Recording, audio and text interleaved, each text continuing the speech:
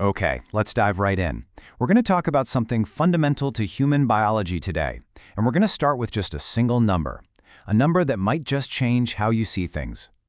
Here it is, 1.7%. What do you think that is? Any guesses? It's not the number of people who secretly enjoy terrible movies or anything like that. No, this is something much, much closer to home. That 1.7%, well, that's the percentage of people who are born intersex. It means their biological sex characteristics, their chromosomes, their hormones, their anatomy, don't fit neatly into the typical male or female boxes we're all taught about in school. Now, to really put that number into perspective, get this. It's about the same percentage of people who have red hair. I mean, think about that for a second. We all know someone with red hair, right? This shows that being intersex isn't some rare anomaly. It's a natural, normal part of human diversity. And that's the perfect way to jump into our first section. We're going to pull back the curtain on the simple binary and really explore the idea that biology is much more of a spectrum. So yeah, here's the big question. Is it really that simple? Male or female? When we use those labels, what are we even talking about, biologically speaking? Well, it turns out the answer is way more interesting than you might think. We're actually talking about a whole collection of traits that we call sex characteristics. As you can see here, it's not just one thing. It's a whole mix. Chromosomes, like XX or XY, different hormone levels, internal organs, like ovaries or testes, and of course, external anatomy.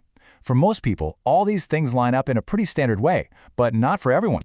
And that's exactly what intersex means. It's just a natural variation in that mix of characteristics. It's also really, really important to be clear on what it isn't. It's not a disorder, it's not a disease, and it is absolutely not a choice. It's simply a normal part of the incredible diversity of human life. Okay, this next part is a big one, because we need to clear up one of the most common mix-ups out there, the difference between biological sex and gender identity. They are not the same thing. This chart lays it out perfectly. On the left side, you've got intersex. That's all about biology, the physical stuff, right? Anatomy, hormones, chromosomes. On the right, you've got transgender. That's about identity, your internal, deeply felt sense of who you are. So biology on one hand, identity on the other. Two separate things. And this is why it's so important. A person's body doesn't automatically dictate their gender identity or who they're attracted to.